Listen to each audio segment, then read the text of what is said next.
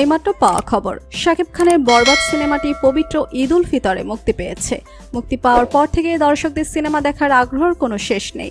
মুক্তির পর থেকে হইচই পড়ে গেছে চারদিকে। তাই তো এবার বরবাদ সিনেমার সাফল্য নিয়ে মিডিয়ার সামনে কি বললেন নায়িকা পরিমণি এবং জানালেন শাকিব খান ও ইদিকা পাল বর্তমানে সেরা জুটির একজন, কিন্তু অপু বিশ্বাস থাকলে আরও ভালো। তবে কি অপু বিশ্বাসের সাথে নতুন কোনো সিনেমা আসছে এবার? এ বিষয়ে বিস্তারিত জানতে হলে ভিডিওটিতে একটি লাইক দিয়ে ভিডিওটি না টেনে দেখতে থাকুন।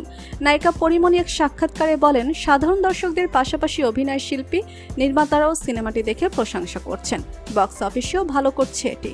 সিনেমা বিগত সকল সিনেমার রেকর্ড ভেঙে দিয়ে 7 দিনে ইনকাম করেছে 28 কোটি টাকা, যা রীতিমতন অন্য কোনো সিনেমার এখনো পর্যন্ত এমন রেকর্ড করতে পারেনি। তাই তো শাকিবের জন্য একটি অন্যরকম চাওয়া পাওয়া। তাই তো নায়িকা পরিমণি বলেন, শাকিব খান এখন বর্তমান সময়ের বাংলাদেশের সুপারস্টার।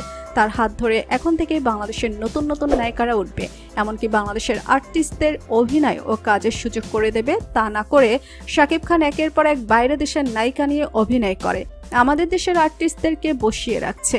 বর্তমান সময়ে বাংলাদেশের নতুন নতুন আর্টিস্ট ও নায়িকারা হারিয়ে যাচ্ছে। এছাড়া পরিমণি আরও বলেন, শাকিব খানের একমাত্র সেরা জুটি সিনেমা শাকিব অপু। শাকিব অপু অনেক সিনেমা দর্শক মহলে প্রশংসা অর্জন করেছে, এমনকি সেই সিনেমাগুলো এখনো দর্শককে দেখে থাকে। তাই তো এবার বর্তমান সময়ে শাকিব খানের নতুন সিনেমা তাণ্ডবে অপু বিশ্বাস চুক্তিবদ্ধ হচ্ছে বলে জানা গিয়েছে। এমন খবর একাধিক গণমাধ্যমে উঠে এসেছে। তো বন্ধুরা, শাকিব খানের বরবাদ সিনেমার সাফল্য নিয়ে নায়িকা পরিমণির এমন মন্তব্যে আপনাদের মতামত কি? আর আপনারা কি চান শাকিব খান ও অপু বিশ্বাস আবার একসাথে সিনেমা ও ঘর সংসার করুক? এ বিষয় নিয়ে আপনাদের মতামত কমেন্টস করে অবশ্যই জানাবেন আমাদেরকে। ভিডিওটি ভালো লাগলে লাইক, কমেন্ট ও শেয়ার করতে ভুলবেন না। আমাদের চ্যানেল ও ফেসবুক পেজটি ফলো করে আমাদের সাথেই থাকুন। ধন্যবাদ সবাইকে।